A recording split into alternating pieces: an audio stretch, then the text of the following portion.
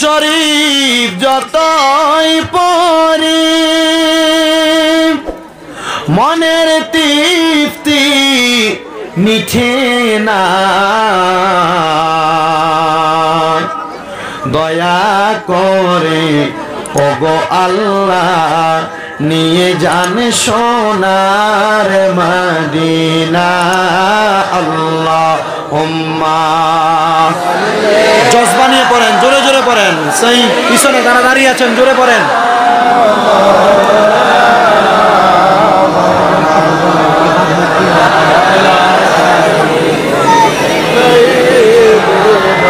মাওলানা লা ইলাহা ইল্লাল্লাহ লা ইলাহা লা ইলাহা ইল্লাল্লাহ লা জোরে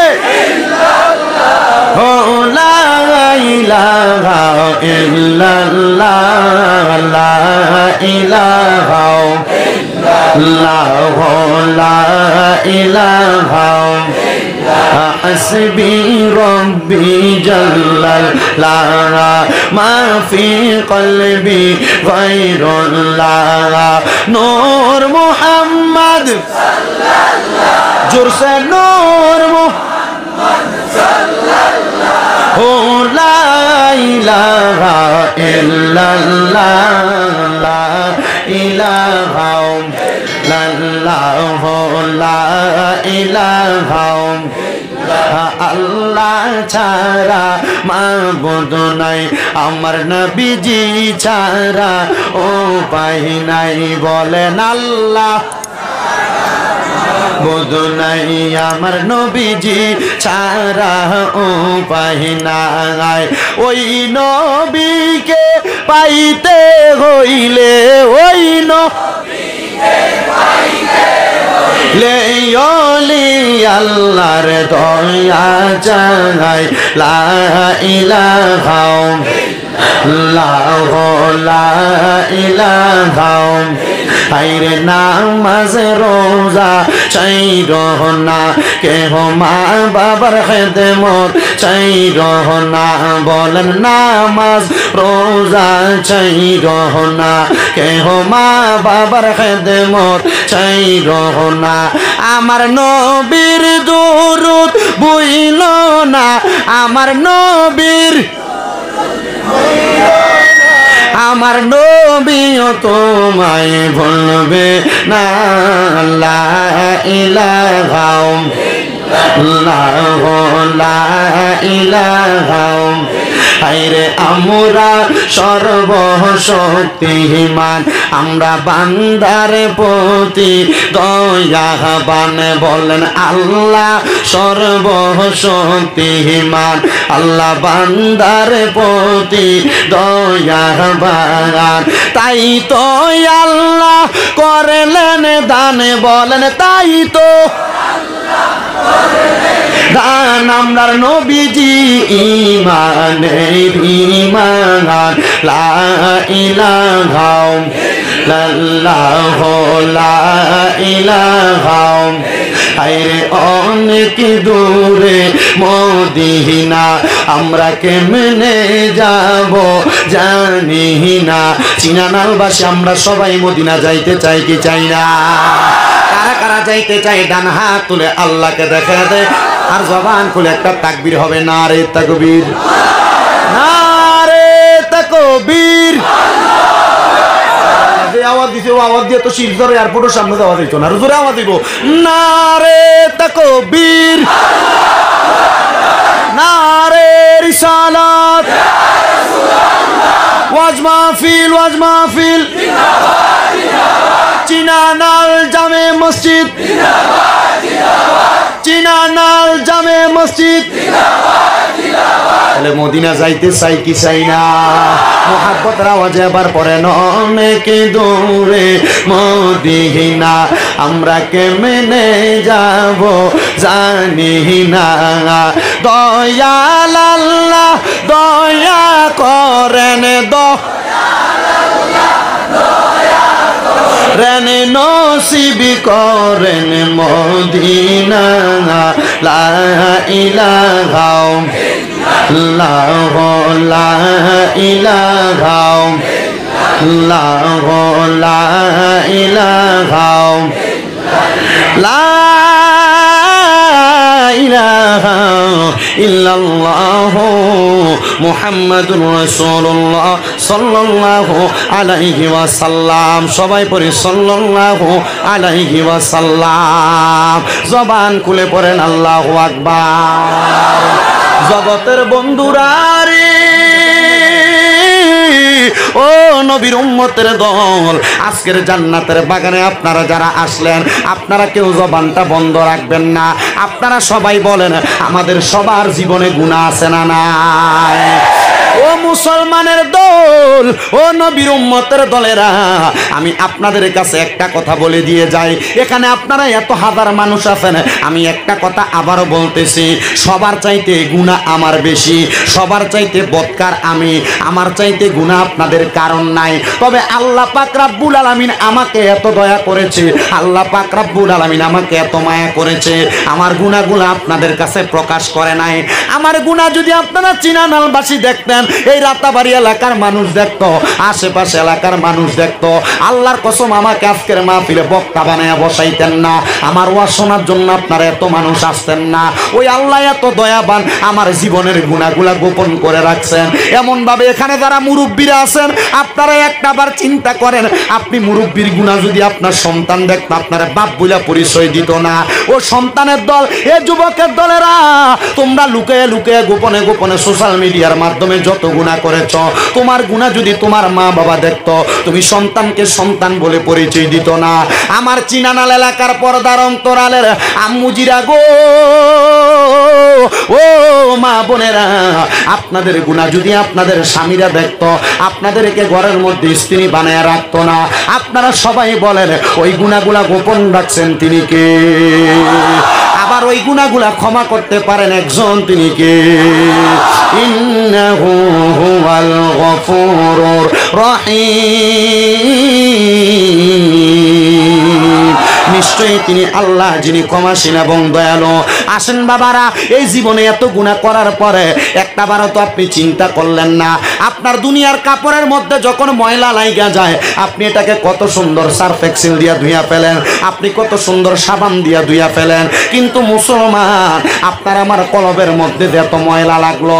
এখানে অনেক মানুষ আছেন টানটুর সাহেবদের ভক্ত, অনেকে আছেন ফুলতলি সাহেবদের ভক্ত, অনেকে আছেন লতিফিয়া দরবারের ভক্ত, বিভিন্ন জায়গায় বিভিন্ন আশেকান ভক্তবিন্দুরা এসেছেন, যে যেই দরবারের যেই তরিকা গ্রহণ করেছেন। আপনারা সবাই জানেন, আমরা মুসলমান এবং সকল বান্দাদের বামস্তনের 2 আঙ্গুল নিচে সাদা একটা গোস্তের টুকরা, যেটার নাম হলো লতিফে কলব। ওই লতিফে কলবের মধ্যে আমরা একটা গুনাহ করলে একটা দাগ পড়া যায়, 2টা গুনাহ করলে 2টা দাগ পড়া যায়। মুসলমান নবীর উম্মতের দল, ওই গুনাহগুলা করার কারণে আমাদের যতগুলা দাগ পড়ে যায়, একটাবার চিন্তা করলেন না? আশেকের রাসূল ভাই বাবারা, এই গুনাহগুলার কারণে আপনি যখন অন্ধকার কবরে যাবেন, আল্লাহর দরবারে আপনি জবাবদিহিতা করা লাগবে। কিন্তু মুসলমান, ওই গুনাহগুলাকে আপনি মাফ করাইতে চান না। অবশ্যই আমরা গুনাহগুলা মাফ করাইতে চাই। সাহাবায়ে কেরাম একটা ডাক দিয়া বলে, নবী গো, ও মায়ার নবী গো, আপনার কাছে আমরা জানতে চাই, জীবনের গুনাহগুলা কেমনে মাফ করাইব? আমার নূরের নবী রহমাতুল লিল আলামিন নবী বলেন, লিকুল্লি শাইইন সিকালা, প্রত্যেকটা বস্তুকে পরিষ্কার করার এক একটা যন্ত্র আছে। মায়ার নবী গো, উম্মতের কলবের ময়লাগুলা পরিষ্কার করার যন্ত্রটার নাম কি? আমার নবী বলেন, ওয়াসিকালাতিল কুলুবি যিকরিল্লাহ, উম্মতের কলবের ময়লাগুলা পরিষ্কার করার যন্ত্রের নাম হলো আল্লাহ পাকের জিকির। এজন্য ডাইনে বামে না তাকাইয়া আল্লাহ পাকের বান্দা, আপনারা সোশ্যাল মিডিয়ার মধ্যে আমাদের অনেক জিকির আজকার দেখেন, ওই আল্লাহকে স্মরণ করে মুহাব্বতের আওয়াজে জীবনের গুনাহ মাফ করানোর জন্য একসাথে এক আওয়াজে জবান খুলে জোরে জোরে একটু আল্লাহর জিকির করেন। আল্লাহ আল্লাহ আল্লাহ আল্লাহ আল্লাহ আল্লাহ আল্লাহ। পাগল মন একবার আর বাবুলে না রে, তোর হইব রে মরণ মারহাবা। আল্লাহ আল্লাহ আল্লাহ আল্লাহ তুই মরিলে সঙ্গের সাথী পাইবি নাই একজন পাগল মন একবার আর বাবুলি না রে তোর হইব রে মরণ মাশাআল্লাহ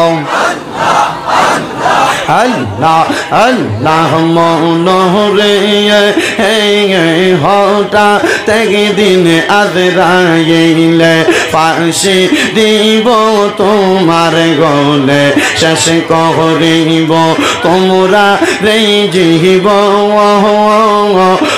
মন মনোরে মাশাআল্লাহ ওই কবরে সঙ্গের সাথী ওই কবরে সঙ্গের সাথী নবী নুরি দন পাগল মন একবার আর বাবুলি না রে তোর হইব রে মরণ মাশাআল্লাহ আল্লাহ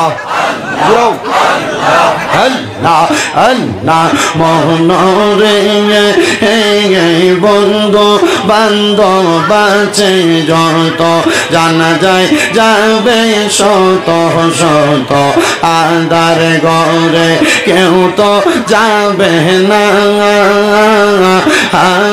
মনোরে মারহাবা আল্লাহ আল্লাহ ওই কবরে সঙ্গের সাথী নবী নুরি দন পাগল মন একবার আর বাবুলি না রে তোর হইব রে মরণ মাশাআল্লাহ আল্লাহ আল্লাহ আল্লাহ মুর্শিদ মুর্শিদ কইরাই আমরার ঘুমাসে না নয়নে মুর্শিদ মুর্শিদ কইরাই আমরার ঘুমাসে না নয়নে আমার বলি বাগ মুর্শিদ কে মোহনে মাশাআল্লাহ আল্লাহ আল্লাহ আল্লাহ তোমায় আমি ভালোবাসি পাগলের মতো মন মনে চাইলে এই পাগল মন ছুটে গো তখন মাশাআল্লাহ আল্লাহ আল্লাহ লোক সমাজে কলঙ্কি আমি গলাই কলঙ্কের মালা গায়া মা রে বলি বা মুর্শিদ কে মোহনে মাশাআল্লাহ আল্লাহ আল্লাহ আল্লাহ তোমাকে হারানোর ব্যথা মনে রাতের দিয়ে বলি নেই বলবো না মুর্শিদ তোমায় কোনো দিন মাশাআল্লাহ আল্লাহ আল্লাহ কলঙ্কের হার গলাই লইয়া ডাকি দয়াল তোমারে আমারে বলি বাগ মুর্শিদ কে মনে মাশাআল্লাহ আল্লাহ আল্লাহ আল্লাহ আল্লাহ লা ইলাহা ইল্লাল্লাহু মুহাম্মাদুর রাসূলুল্লাহ সাল্লাল্লাহু আলাইহি ওয়াসাল্লাম সবাই পড়ি সাল্লাল্লাহু আলাইহি ওয়াসাল্লাম একটা জবানও বন্ধ রাখবেন না জবান খুলে উচ্চ কণ্ঠে জোরে জোরে পড়েন আলহামদুলিল্লাহ আমার চিনানাল এলাকার বাবাজিরা বন্ধুরা রে ও দূর দূরান্ত থেকে আগন্তক মুসলমান ভাই বাবাজিরা এবার আমি আপনাদের কাছে আমার আলোচনার ধারাবাহিকতা রক্ষা করতেছি আল্লাহ পাক রব্বুল আলামিন পবিত্র কালামে হাকিম কোরআন শরীফের মধ্যে বললেন ইয়া আইয়ুহাল্লাযীনা আমানু ও হে যারা ঈমান এনেছো হে ঈমানদারের দলেরা ইত্তাকুল্লাহ তোমরা আল্লাহকে ভয় করো ওয়াল তানজুর নাফসুম মা কদ্দামাত লিগাদ, এবং তোমরা তাকায় দেখো তোমাদের পূর্ববর্তীদের প্রতি যাদেরকে আগে প্রেরণ করা হয়েছে। ইত্তাকুল্লাহ, তোমরা আল্লাহকে ভয় করো। ইন্নাল্লাহা খাবীরুম বিমা তা'মালুন, নিশ্চয় আল্লাহ তোমাদের মনের খবর জানে। আপনারা বলেন আল্লাহ আমাদের মনের খবর জানে কি জানে না? এ যারা দাঁড়ায় আছেন আপনাদের মনের খবর আল্লাহ জানে কিনা? তা আপনাদের মনে এখানে দাঁড়ায় আছেন, মাহফিল বিশৃঙ্খলা তৈরি হইতেছে, আল্লাহ যদি জানে তাহলে একটু বসেন না, একটু বসো বাবা। বউয়ার জায়গা নাই বলে, বউ না, বউকা বউকা, এ সবাই এখান থেকে বউকা। আর কি মারতাম তোমরা লোকে সিলুটি মাত্রাম বস না বে, আল্লাহ মোবাইল দিকে মনে হয় একটা টাইটানিক জাহাজ হয়েছিল। বই লোক বউ, সবাই বউ, ভাই সাহেব বউ না, আর কি মারতাম অন্নি মাতননি, তোমরা লাখান মাতননি, ইনশাল্লাহ বউকা, সবাই বউকা। আল্লাহ ওই ওই ওই ওই ভাই সাহেব ওই আল্লাহ, সবাই পড়ি আলহামদুলিল্লাহ, উচ্চ কণ্ঠে পড়ি আলহামদুলিল্লাহ। আমি মন থেকে দোয়া করবো, আমি মুসাফির, আপনারা যদি একটু বসেন তাহলে আলহামদুলিল্লাহ। আমি মন থেকে মুসাফির হিসেবে দোয়া করবো, আল্লাহ যেন আপনাকে একবার মক্কা মদিনা দেখায়। একটু কষ্ট করে বসতে হবে। বউ বউ বউ বউ, আল্লাহ রে ভাই সাহেব আমার দাওয়াত দিছো কেন? তোমরা দরকার আসলো না। বউ বউ বউ, তোমরা পর্দা ছুটাইয়া বড় বেড়া লাগাইছো। বউ বউ, তোমরা বইটাই জানি নতুন জামাই সাবরা বই লোকটা, ও ভাই সাহেব ওই মোবাইল ভিডিও বকটা বই। আমি কি তাইরি সাহেবের লাগান কইতাম নি বসেন বসেন, তো অতটা নামাতে বউ।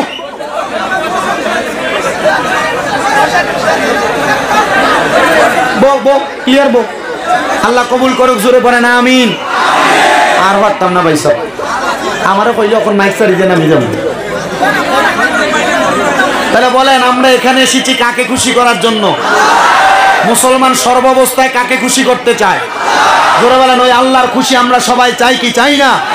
ওই আল্লাহকে খুশি করার জন্য একবার ডান হাত তুলে পড়ি আল্লাহু আকবার, মহাব্বতের আওয়াজে পড়ি আল্লাহু আকবার, চিৎকার মেরে পড়ি ইয়া রাসূলুল্লাহ, উচ্চ কণ্ঠে পড়ি ইয়া ওলি আল্লাহ। তাহলে আল্লাহ এই কুরআনুল কারীম ইমানদারকে বলছেন কাকে ভয় করার জন্য? জোরে বলেন কাকে ভয় করার জন্য? তো আল্লাহকে যারা ভয় করো, গতকালকে রাত্রবেলা তোমরা যারা এই 31st নাইট ডের উসিলায় এই রাত্রবেলাতে তোমরা গান বাজনা করলা, তোমরা কি আল্লাহকে ভয় করছো?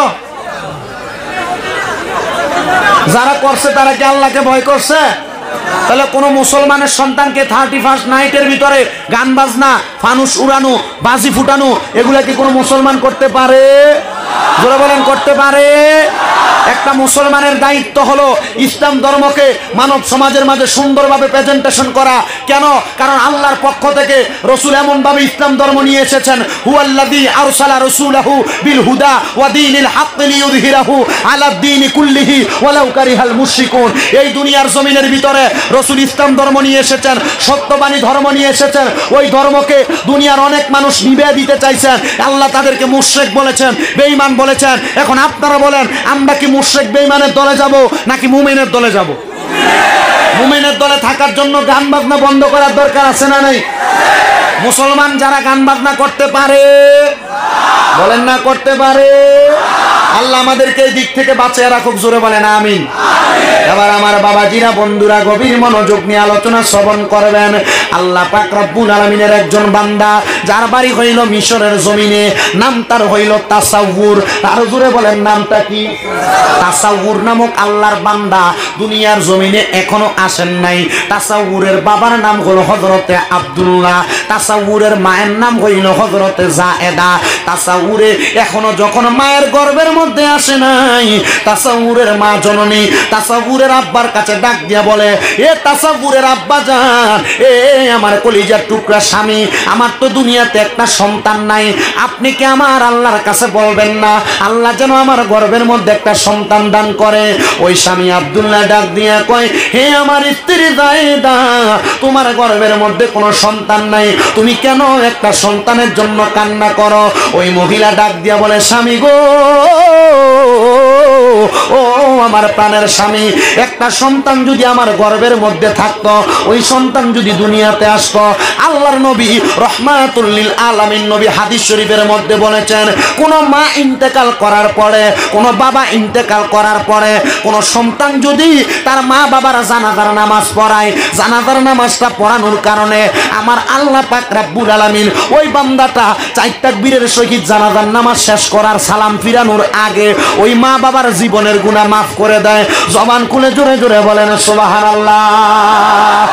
এ আমার আসাম রাজ্যের বাবারা, এ আমার আসাম রাজ্যের বন্ধুরা, পর্দার অন্তরালের মা বোনেরা, চিন্তা করেন ওই মহিলা মাথার মধ্যে কি নিছে। একটা সন্তান যদি আলেমে দিন হয়, একটা সন্তান যদি এলমে দিন অর্জনকারী হয়, একটা সন্তান যদি মাওলানা হয়, একটা সন্তানকে যদি মিয়া সাহেব আপনি বানান, ওই সন্তান জানাজার নামাজ পড়াইলে আল্লাহ তার মা বাবারে কবরে রাখার আগে জীবনের গুনাহগুলা মাফ করে দিবে।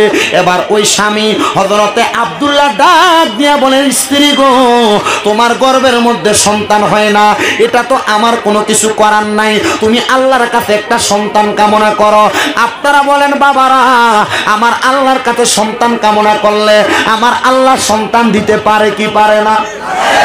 জোরে বলেন না, পারে কি পারে না? এবার ওই স্ত্রী বলে, স্বামী, হ্যাঁ আমার আল্লাহ পারে, কিন্তু আমি কেমনে চাইবো? আল্লাহকে তো আমি ভালো করে ডাকতেও জানি না। ও মুসলমান, আল্লাহকে আল্লাহ বলে ডাকেন, আবার হারামও খান, আল্লাহকে আল্লাহ বলে ডাকেন, সুদও খান, আল্লাহকে আল্লাহ বলে ডাকেন, আবার ঘুষও খান, আল্লাহকে আল্লাহ বলে ডাকেন, মানুষের সম্পদ দখল করে খান, আল্লাহকে আল্লাহ বলে ডাকেন, মানুষের টাকা মেরে খান, আল্লাহকে আল্লাহ বলে ডাকেন, আবার মিথ্যা কথা বলেন। আপনারা বলেন মিথ্যাবাদী, সুদখোর, হারামখোর, পরের সম্পদ খাওয়েন না, ওই মানুষটার দোয়াকে আল্লাহ কোনোদিন কবুল করে না? না না, আমার আল্লাহ ওই মানুষগুলার দোয়া কবুল করে না। মুসলমান ইমানদারের দলেরা, ও নবীর উম্মতের দলেরা, এবার ওই মহিলা বলে, ও আল্লাহ গো, আপনারা তো আমরা কত টাকা ডাকলাম, কিন্তু আমার গর্ভের মধ্যে আপনি একটা সন্তান দান করলেন না। বলে, কেমনে ডাকলে আমার আল্লাহ সন্তান দিব? এবার একজন ইমাম সাহেবের কাছে, একজন বড় হুজুরের কাছে, একজন বড় মুকাল্লিদের কাছে প্রশ্ন করলেন, এ হুজুর গো, আমি তো আল্লাহকে কত টাকা ডাকলাম, আল্লাহ আমার একটা সন্তান দান করে না, আজকে 20 বছর আমার গর্ভের মধ্যে কোনো সন্তান নাই। বলে, তাইলে তুমি আল্লাহকে আরেকটা মাধ্যমে ডাকো। বলে, কিভাবে? ইবাদতের মাধ্যমে। 5 ওয়াক্ত নামাজ, ফজর, যোহর, আসর, মাগরিব, এশা, এই ইবাদত ছাড়া আরেকটা ইবাদত আছে। বলে, কোন ইবাদত? বলে, ইবাদতের নাম হইল ওয়া মিনাল লাইলি ফাতাহাজ্জাদ বিহি নাফিলাতান লাকা আসা আইয়াবাসাকা রাব্বুকা মাকামান মাহমুদা।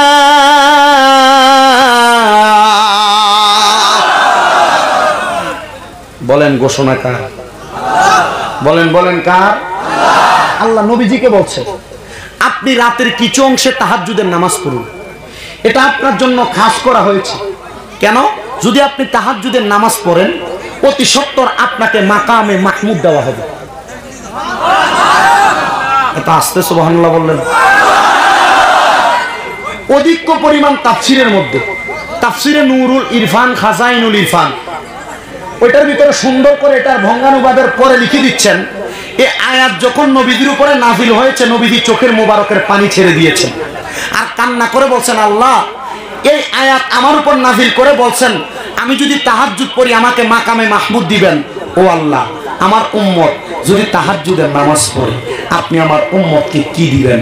নবীজি বলছেন, আল্লাহ আমি নবীকে হাদিসে কুদসির মাধ্যমে জানিয়ে দিয়েছে, আমার কোন উম্মত যদি হারাম না খায়, পরের সম্পদ না খায়, তাহাজ্জুদ নামাজ পড়ে আল্লাহর কাছে যেই দোয়া করবে আল্লাহ ওই দোয়া কবুল করবে। আরো জোরে বলেন না সুবহানাল্লাহ। এখন অনেকে কইতে পারবেন যে বলে হুজুর আমরা তো 5 ওয়াক্ত নামাজই পড়ি না, তাহাজ্জুদ পড়ব কোন সময়? বাবা, এই তাহাজ্জুদ নামাজটা কত বড় ইবাদত। এই তাহাজ্জুদ নামাজ পড়লে আল্লাহ বান্দার দোয়া কত তাড়াতাড়ি কবুল করে, এটা একজন আলেমকে জিজ্ঞাসা করবেন, সরাসরি বলে দিবে কিভাবে আল্লাহ কবুল করেছেন। মনোযোগের সাথে শোনেন। তবে তাহাজ্জুদ নামাজ পড়তে হয় ফজরের নামাজের পূর্ব মুহূর্তে, যখন একবারে দুনিয়ার সব মানুষ ঘুমায়, ওই মানুষটা একজনকে তালাশ করে। জোরে বলেন কে কে কে?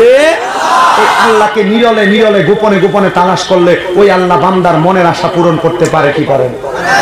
কথা বলেন না, পারে কি পারে না? জোরে বলেন পারে কি পারে না? ওই মহিলা ওই হুজুরের কথা শুনেন গভীর রাত্রবেলা আল্লাহর দরবারে কান্না করে, আল্লাহ গো,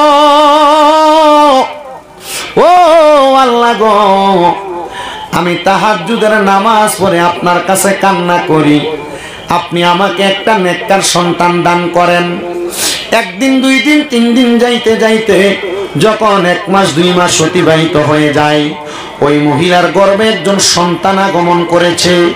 ওই মহিলা জায়েদা নামক মহিলা তার স্বামী আব্দুল্লাহকে বলতেছে, হে আমার স্বামী, আমার গর্ভের মধ্যে যে সন্তান আগমন করেছে, আমি সন্তানটাকে একটা তলেবুল এলেম বানাইতে চাই, একজন আলেম বানাইতে চাই।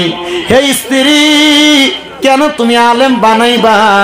বলে, স্বামী, আমার ইন্তেকালের পরে, আমার মারা যাওয়ার পরে, আমার শেষ বিদায়টা আমার সন্তান আমার জানাজার নামাজের মাধ্যমে দিবে। এই মহিলা এবার 10 মাস 10 দিন পরে তার সন্তান দুনিয়াতে জন্মগ্রহণ করেছে। জন্মগ্রহণ করার পরে ওই মহিলার সন্তানটা 1 দিন 2 দিন করে 3 বছর বয়স হয়ে গেছে। মহিলাটার স্বামী যখন ইন্তেকাল করলেন, মহিলাটা কান্না করতেছেন আর আল্লাহর কাছে বলেন, আল্লাহ গো, আমার স্বামীটা ইন্তেকাল করেছে, কিন্তু আমার সন্তানের বয়স মাত্র 3 থেকে 3.5 বছর। আমার সন্তান তো আমার স্বামীর জানাজা পড়াইতে পারে নাই। আমার স্বামীটা জান্নাতে গেছে না জাহান্নামে গেছে, আমি মা জননী দুনিয়াতে জানি না। এবার 1 দিন 2 দিন 3 দিন করে সন্তানের বয়স যখন মাত্র 6-7 বছরে হইল, ওই সন্তানটাকে আল্লাহর কোরআন মুখস্থ করানো হইল, মানে পবিত্র কোরআনের হাফেজ হয়ে গেছে।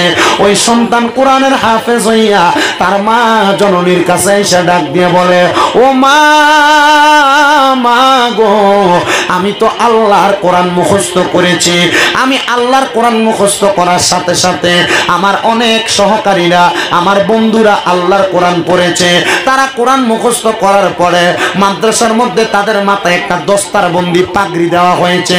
তারা তাদের মাথার পাগড়িটা খুলে তাদের বাবার মাথার মধ্যে পরিয়ে দিয়েছে। মা গো, মা, ও মা গো, আমার আব্বা জান ইন্তেকাল করেছে, আমি আমার পাগড়িটা কার মাথার মধ্যে পরাইয়া দিব? ওই মাটা সন্তানকে বুকের মধ্যে ধরাইয়া ধরাইয়া কান্না করে আর ডাক দিয়া কই, এ কলিজার টুকরা সন্তান, এ সন্তান, তুমি কান্না করো কেন? তোমার আব্বা তো ইন্তেকাল করেছে, তোমার আব্বা কবরে কেমন আছে জানি না, তবে সন্তান, তুমি আমার আল্লাহর কাছে কোরআন মুখস্থ করার পরে বেশি বেশি আল্লাহর কোরআন তেলাওয়াত করে করে দোয়া করো। আমার আল্লাহ তোমার মা বাবার কবরের, তোমার মায়ের বাবার কবরের আযাব মাফ করে দিবে। ওই সন্তান আল্লাহর কোরআন তেলাওয়াত করে করে কবরের সামনে দাঁড়াইয়া দাঁড়াইয়া কোরআন শরীফের প্রথম থেকে শেষ পর্যন্ত 3 দিন সময় লাগে কোরআন তেলাওয়াত করেছে আর মুনাজাতের মধ্যে আল্লাহর কাছে কান্না করে। এমন টাইমে ওই জায়গার মধ্যে দিয়া বড় মাপের একজন আল্লাহর ওলি, যার নাম হইল হযরত আব্দুল্লাহ মারুফ কারকি রহমতুল্লাহ আলাই, উনি যাওয়ার সময় লক্ষ্য করে দেখেন ওই বান্দাটা কবরের পারে দাঁড়িয়ে দাঁড়িয়ে মুনাজাতের মধ্যে কান্না করতেছে। আল্লাহর ওলি ডাক দিয়া বলে, সন্তান, তুমি কেন মুনাজাতের মধ্যে কান্না করো? সন্তান ডাক দিয়া কই, হুজুর, আমার আব্বা জানের বড় শখ ছিল আমি আলেম হব, আমার বাবার জানাজার নামাজ পড়াবো, কিন্তু আমার আব্বা আমার 3.5 বছর বয়সে ইন্তেকাল করেছে। আজকে আমার 7 থেকে 8 বছর বয়স, আমি সন্তান আল্লাহর কোরআন মুখস্থ করেছি। হুজুর, মাথার পাগড়িটা আমি আমার আব্বা জানরে পরাইয়া দিতে পারলাম না। হুজুর, আমার মনের মধ্যে বড় কষ্ট, কিন্তু আমার মায়ের মনে আরেকটা কষ্ট। আমার মা মনে মনে চিন্তা করে, আমার বাবা ইন্তেকাল করলো, আল্লাহ আমার আব্বা জানের কবরের আযাব মাফ করছে কিনা। ওই হুজুর ডাক দিয়ে কয়, বাবা, আব্বা কবরের মধ্যে জান্নাতে আছে না জাহান্নামে আছে, এইটা তো তোমার মা তোমার দেখাইতে পারবে না। তোমার আব্বা তোমারে দেখাইতে পারবে না, আমার সাথে চলো। উনি কোনো সাধারণ মানুষ না, উনি একজন হক্কানি আল্লাহর ওলি। কি কি কি? হক্কানি আল্লাহর ওলি। হক্কানি আল্লাহর ওলিরা চাইলে অনেক কিছু দেখাইতে পারে কি পারে না? ওরে দূরে বলেন না, পারে কি পারে না? ওরে ৩৬ বছরে কেহ পায় না করি কানা, আবার ৬ মাসেরও কালের দয়াল পাই যে ১৬ আনার দয়াল পাই যে ১৬ আনা। তুমি যারে ইচ্ছা তারে দিয়া বসাও তৌহিদের মেলা, যারে ইচ্ছা তারে দিয়া বসাও তৌহিদের মেলা। কেউ বুঝিতে পারে না রে পীর মুর্শিদের খেলা, হায়রে ওলি আল্লাহর খেলা। কেউ বুঝিতে পারে না রে ওলি আল্লাহর খেলা, হায়রে পীর মুর্শিদের খেলা। আল্লাহর ওলির ক্ষমতা সাধারণ চোখ দিয়া বোঝা যায়, সাধারণ দিল দিয়া বোঝা যায়। এজন্য আল্লাহর ওলিদের সামনে বেয়াদবি করতে খুব সাবধান। আমি দেখেছি যখন আমি আসলাম টানটুর সাহেব কেবলা আব্দুল বাসির চৌধুরী হুজুরের সামনে আপনারা কত সরগমভাবে কথা বলেছেন। আমাকে দেখছেন কথা বলতে, আমি আমার ওনাকে চেয়ারে আমি সাইডে বসতে দিই নাই। কেন জানেন? কারণ ওনারা আল্লাহর ওলির বংশধর, আল্লাহর ওলির সাহেবজাদা, ওনাদের সম্মান আছে, ওনাদের তাজিম আছে। এজন্য ওনাদেরকে বেশি বেশি সম্মান করার কথা বলেছেন স্বয়ং আমার আল্লাহ, ওনাদেরকে সম্মান করার কথা বলেছেন আমার রসুল। আল্লাহর ওলি যারা, ওলামাই কেরাম যারা, তাদেরকে সম্মান করা লাগবে। আর যদি সম্মান না করেন, আল্লাহ নিজের ঘোষণা, মান আদালি ওয়ালিয়ান ফাকাদ আযামতুহু বিল হারব। যারা আল্লাহর ওলিদের সাথে বেয়াদবি করে অথবা আল্লাহর ওলিদের সাথে কোনো দিক বিবেচনা না করে উল্টাপাল্টা কাজ করে, আল্লাহ তাদের সঙ্গে যুদ্ধের ঘোষণা দেয়। আচ্ছা বলেন, আল্লাহর সঙ্গে যুদ্ধ করার ক্ষমতা আমাদের আছে? আছে। এবং আল্লাহর কোন ওলির সাথে বেয়াদবি করা যাবে? ছেলে বাবার কবরের সামনে ৩ দিন কান্না করছেন, বলেন কয়দিন? আর আজকের পোলাপান মা বাবা মারা যাওয়ার পর 4 দিন 40 দিন যাওয়ার পর বছর পরে একবার মা বাবার কবরের সামনে যায় না, বলেন আছে না নাই? এমন হয় কি হয় না? আল্লাহ আমাদেরকে বোঝার তৌফিক দান করুন। গভীর মনোযোগ দেন, অন্তরের কান লাগে শুনবা। ওই সন্তানকে যখন আল্লাহর ওলি তার সাথে নিয়ে যায়, সন্তান বলে, হুজুর কেন আপনি আমাকে আপনার সাথে নেন? হুজুর ওই সন্তানটাকে ওনার খানকার মধ্যে নিয়ে ডাক দিয়ে কয়, বাবা এটা হলো আমার একটা ইবাদতখানা, এই ইবাদতখানার মধ্যে তুমি প্রবেশ করো। বলে, হুজুর ইবাদতখানার মধ্যে আপনি কি করেন? আল্লাহর ওলি বলে, আমি মুরাকাবা করি। হুজুর মুরাকাবা কি? আমি তো জানি না। এখানে যারা তরিকতপন্থী আলেম ওলামা আছে ওনারা জানে মুরাকাবা কাহাকে বলে। মুরাকাবা হইল আল্লাহর ইবাদত করার পরে নফল ইবাদত করিয়া আমার আল্লাহর কাছে চক্ষু বন্ধ করে ভবিষ্যতের এবং নিজের প্রাপ্ত কোনো বিষয়ে আল্লাহর কাছে চাহিদা প্রকাশ করা অথবা জানার চেষ্টা করা, এটার নাম হইল মুরাকাবা। বলেন এটার নাম কি? কাবা, মুরাকাবা। মুসলমান রে হো আমার চিনা নালের বাবারা, আশেপাশে এলাকার যুবক ভাইয়েরা, মুরব্বী বাবাজিরা, ওই আল্লাহর বান্দাটা এবার আল্লাহর ওলির সামনে রাইখা আল্লাহর ওলির সঙ্গে নামাজ আদায় করতেছে। লক্ষ্য করে দেখা যায় আল্লাহর ওলি সকাল রাত্র শুরুর ভাগ থেকে রাত্রের শেষ রাত পর্যন্ত আল্লাহর ওলি দাঁড়ায় দাঁড়ায় নামাজ আদায় করতেছে। এমন ভাবে নামাজ আদায় করে, মাত্র 2 রাকাত নামাজ দিয়ে আল্লাহর ওলি সারা রাত্র শেষ করে ফেলেছে। জোরে জোরে বলেন সুবহানাল্লাহ। 2 রাকাত নামাজ দিয়া সারা রাত্র শেষ করে ফেলেছে। কিন্তু আপনি আমরা যারা মসজিদের মধ্যে যাই, আমরা মসজিদের মধ্যে গেলে মুরগি যেমন ভাবে ঠোকর দিয়ে দিয়ে আদার খায়, আমরা ঠিক এমন ভাবে রুকু সাজদা করে তাড়াতাড়ি বাড়িতে চলে আসি। কথা বলেন না ঠিক না বেটি? না না না, আল্লাহর ইবাদত করা লাগবে মনোযোগের সাথে। তাড়াহুড়া করে মসজিদে যাওয়া যাবে না, তাড়াহুড়া করে মসজিদের মধ্যে যদিও যান বের হওয়া যাবে না, তাড়াহুড়া করে মসজিদের মধ্যে যাইয়া ওযু করা যাবে না। ওযু করবেন আস্তে ধীরে, কারণ ওযু হইল নামাজের চাবি, নামাজ হইল বেহেশতের চাবি। ওযু যদি না হয় নামাজ হবে না, নামাজ যদি না হয় বেহেশত পাবেন না। কথা বলেন, কথা বলে না ঠিক না বেঠি? এজন্য বাবাজিরা বন্ধুরা ওযু করবেন সুন্দর করে, নামাজও পড়বেন সুন্দর করে, তাড়াহুড়া করবেন না, ওযু নামাজ সুন্দরভাবে সফলভাবে করবেন। আমার মুসলমান ইমানদারের দল, আল্লাহর বান্দা যখন সারা রাত্র অতিবাহিত করলেন, সারা রাত্র নামাজ আদায় করলেন, আল্লাহর ওলিটা নামাজের সালামটা ফিরাইয়া লক্ষ্য করে দেখলেন তার পাশে ওই ছেলেটা ঘুমায় আছে। হুজুর ডাক দিয়ে কয়, বাবা ও আব্বা যান, আপনি যে আমার সাথে নামাজ পড়লেন না, আপনি যে ঘুমিয়ে গেলেন। ওই ছেলে কয়, হুজুর আমি দেখলাম আপনি প্রথম রাকাত থেকে দ্বিতীয় রাকাতে যাওয়ার আগে অনেকক্ষণ পর্যন্ত নামাজে কেরাত করতেছেন, আপনি নামাজ শেষ করতেছেন না। বলে এমনি কি আল্লাহ পাওয়া যায়? আল্লাহকে পাওয়ার জন্য কষ্ট করা লাগে। আপনি মনে করছেন আল্লাহ আল্লাহ ডাকলে মনে হয় আল্লাহরে পাওয়া যাইবেন? না মুসলমান, আল্লাহকে পাওয়ার জন্য কষ্ট করা লাগে, আল্লাহকে পাওয়ার জন্য রিয়াজত করা লাগে, আল্লাহকে পাওয়ার জন্য ইবাদত করা লাগে। এই জন্য বেশি বেশি ইবাদত করবেন। দুনিয়ার জমিনের মধ্যে আল্লাহকে ভুলে থাকবেন না, আল্লাহর পথ থেকে দূরে যাইবেন না। কারণ আল্লাহ নিজে ঘোষণা করেছে, ওয়ালা তাকুনু কাল্লাযিনা নাসুল্লাহা ফাআনসাহুম আনফুসাহুম। আল্লাহ নিজেই বলেছেন, ওয়ালা তাকুনু, তোমরা তাদের মতো হয়ো না, কাল্লাযিনা যাহারা নাসুল্লাহা, আল্লাহকে ভুলে গিয়েছে। এবার আপনারা বলেন, আমরা সবাই আল্লাহকে ভুলে থাকতে চাই না আল্লাহকে মনে রাখতে চাই?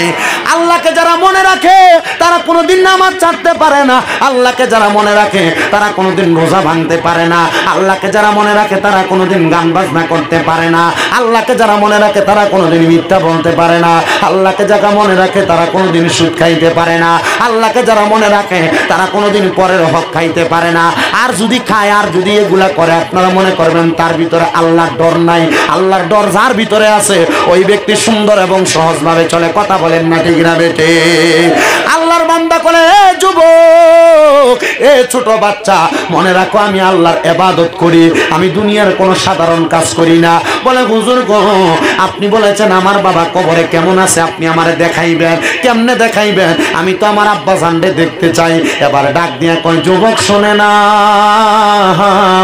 আজকে রাতে আমার সঙ্গে আবার নামাজ পড়বা। এবার ওই যুবক নামাজ পড়তেছে।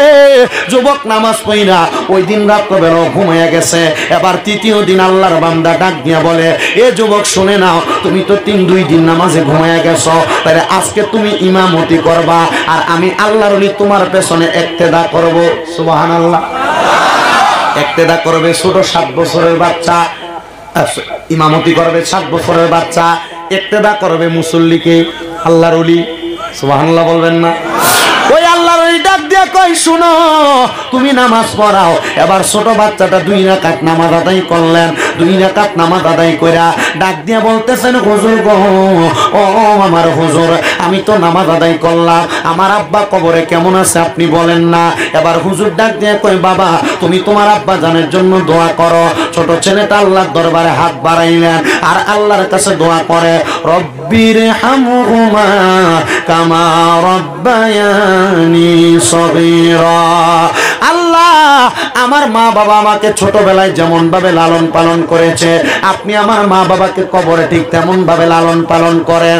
এ দোয়া যখন করলেন, এবার ছেলেটা মার জন্য বাবার জন্য কান্না করে। মা তো বাড়িতে, বাবা তো অন্ধকার কবরে। যখন বারবার বারবার বারবার কান্না করে, কান্না করতে করতে ছেলেটা যখন বেহুশ হয়ে গেছে, এই এলাকার পোলাপানের মা মরলে কত কান্দা কান্দে, বাবা মরলে কত কান্না করে। কেন কান্দ জিজ্ঞাসা করে দেখো। ওই যুবকটা ডাক দিয়ে বলবে, হুজুর আমি কান্না করি কারণ আমি আমার মারে বড় ভালোবাসি, আমি আমার বাবা জানলে বড় ভালোবাসি। এমনও সন্তান আজকের মাহফিলে বসে গেছে যেই সন্তানের আজকে জগতের মধ্যে বাবা নাই। এমনও সন্তান আজকের মাহফিলে বসে গেছে যেই সন্তানদের জগতের মধ্যে মা নাই। এই সন্তান রে, আজকের মাহফিলের মধ্যে বৈশা আমি মুসাফিরের সঙ্গে আখিরি মুনাজাতের মধ্যে তুমি তোমার মার জন্য দোয়া করবা। বলো, হুজুর আমি আমার মারে বড় ভালোবাসি গো, আমি আমার বাবারে বড় ভালোবাসি। তুমি যেমন ভালোবাসো ওই ছেলেটাও তার বাবারে এমন ভালোবাসে। ছেলেটা কান্না করতে করতে বেহুশ হয়ে গেছে। বেহুশ অবস্থায় ওই ছেলেটা হঠাৎ করে আব্বা আব্বা বলে কান্না করতে করতে সজাগ হয়ে গেছে। আল্লাহর ওলি জিজ্ঞাসা করে, বাবা তুমি কেন আব্বারে ডাকো? বলে, হুজুর আমি আব্বার জন্য দোয়া করতে করতে যখন আমি বেহুশ হয়ে গেলাম, আমি দেখতে পাইলাম সাদা রঙের পোশাক পরা কে জানি আমার সামনে আসছে, আর আমার মাথাটার মধ্যে হাত বুলিয়ে দিতেছে। আমি জিজ্ঞাসা করলাম, কে আপনি? উনি ওনার মাথার কাপড়টা উঠে ডাক দিয়া কয়, সন্তান রে, তুমি যেই বাবার জন্য কান্দো, আমি হইলাম সেই বাবা। ও বাবা, আপনি না মারা গিয়েছেন? বলে, হ্যাঁ, আমার আব্বা জান মারা গিয়েছে। আমার বাবা আমাকে ঘুমের ঘরে স্বপ্নে বলেছেন আমার আব্বা জান বড় শান্তিতে আছে। আমি জিজ্ঞাসা করলাম, বাবা আপনি কেমনে এত শান্তিতে আছেন? আমার বাবা আমাকে উত্তর প্রদান করেছে, ও সন্তান, তোমার মতো একজন হুফাজে কোরআন, তোমার মতো একজন কোরআন মুখস্থকারী বান্দা আমি আব্বার জন্য দোয়া করার কারণে আমার আল্লাহ আমি বাবার কবরের আযাব মাফ করে দিছে। জবানে খুলে বলেন আল্লাহু আকবার। বাবা বিদেশে থাকলে কত রকম মোবাইলে হোয়াটসঅ্যাপে কল করে খবর নাও। এ সন্তান, বাবা যদি তোমার এলাকা থেকে দূরে কোথাও তাকে ইমো কলের মাধ্যমে খবর নাও। কিন্তু যারা আব্বা নাই তারা জিজ্ঞাসা করো, রে যুবক, বলে তোমার যে বাবা নাই, তোমার কি তোমার বাবার কথা মনে পড়ে না? সন্তান চোখের পানিগুলা ছাইরা দিয়া কানবে আর বলবে, আমার বাবা এমন একটা ঘরে ঘুমায়া গেছে রে, আমার আব্বার সঙ্গে কথা বলবো কেমনে, বাবা কবরে কেমন আছে আমি সেই খবরও জানি না। বাবা তুমি কেমন আছো ছোট মাটির ঘরে, তোমার কথা হৃদয় মাঝে পড়ছে বারে বারে। বাবা তুমি কেমন আছো ছোট মাটির ঘরে, তোমার কথা হৃদয় মাঝে পড়ছে বারে বারে। বাবা গো বাবা, বাবা গো বাবা, ওরে দরজাটা খুলতে খেয়ে যাই ধোকা, বাবা বুঝি বলছে এলে নাকি খোকা। বুকের ভিতরটা লড়ে চড়ে ওঠে, সবাই আছে শুধু বাবা নেই, শুধু বাবা নেই। এ যুবকের দল, হে মুরব্বী বাবাজিরা, আজকে বুঝি বাবারে হারাইয়া মাহফিলের মধ্যে বসেছো। বাবার কথা কি তোমার বারবার মনে হয়? হ্যাঁ, মনে হওয়ার কথা, কারণ যেই বাবা চিয়া লুঙ্গি পরে সময় কাটাইছে, তুমি সন্তানকে দামি লুঙ্গি কিনা দিছে, দামি জামা কাপড় কিনা দিছে। বাবারে যদি প্রশ্ন করতা, বাবা আপনি দি নতুন জামা কাপড় পরেন না, বাবা উত্তর দিত, এখন আমার নতুন জামা কাপড় পরার বয়স না। বাবার অভাবের কথা বলতো না, বাবার কাছে যে টাকা নাই ওই কথাটা বাবা খুলে বলতো না। সন্তানের দল, ওই বাবা আজকে অন্ধকার কবরে, তোমার কাছে হাজার হাজার লক্ষ লক্ষ টাকা, কিন্তু বাবারে 500 টাকা দিয়ে কিনে একটা লুঙ্গি কিনা পরাইতে পারো না, কারণ তোমার আব্বা জান অন্ধকার কবরে শুয়া রইছে। এ যুবক, হে মুরব্বী বাবাজিরা, পর্দার অন্তরালের মা বোনেরা, হে আমার বাবাজিরা, যাদের মা নাই, তুমি বুঝি এখন কাঁদতে পারো না, তোমার মা অন্ধকার কবরে। সন্তান একটা বার চিন্তা করো, ওই মা দুঃখিনী তোমারে কত কষ্ট করে মানুষ করছে। ঘরের মধ্যে মা জননী সর্বপ্রথম নতুন খাবারটা তুমি সন্তানকে খাওয়াইছে। আজকে ওই মা অন্ধকার কবরে, তোমার মা জননী ভালো কোনো খাবার খাইতে পারে নাই, কিন্তু সন্তান তুমি হাজার হাজার লক্ষ লক্ষ টাকার মালিক, কিন্তু তোমার মাকে 10 টাকার পান সুপারি কিনা তুমি খাওয়াইতে পারো না। তোমার মারে দামি একটা কাপড় পরাইতে পারো না, কারণ তোমার মা অন্ধকার কবরে। আরে কারে মা কইয়া ডাকবা, কারে আব্বা কইয়া ডাকবা? ওই মা বাবা তো আজকে অন্ধকার কবরে শুয়া রইছে। এমনও সন্তান বসেছে যারা তাদের মা বাপকে জুদা করে দিছে, মা বাপরে ভাত খাওয়ায় না। তারা 4 ভাই 5 ভাই হইলে মা এক বেলায় ঘরে খায়, আরেক বেলা ওই ঘরে খাবার খায়। যদি 4 ভাই হয়, মা বাবা এক সপ্তাহে ঘরে খায়, আরেক সপ্তাহ ওই ঘরে খায়। কিরে তোমার মা কেন, তোমার বাবা কেন ফকিরের মতো এই দরজায় ওই দরজায় চায়া চায়া খাওয়া লাগবে? তোমার মা বাবা 7 দিনের বেশি 8 দিনের দিন তোমার ঘরের দরজায় গেলে তুমি মুখ দিয়া বলো আজকে আমার ঘরে না আজকে ওই ঘরে খাবার। সন্তান, তোমার জীবনটা ব্যর্থ যদি তুমি তোমার ইনকামের টাকা তাইকা তোমার মারে না খাওয়াইতে পারো। এমনও সন্তান আছে রে, ভাত খাইতে কষ্ট হইতো, জীবন চলতে কষ্ট হইতো, মা বাবা তার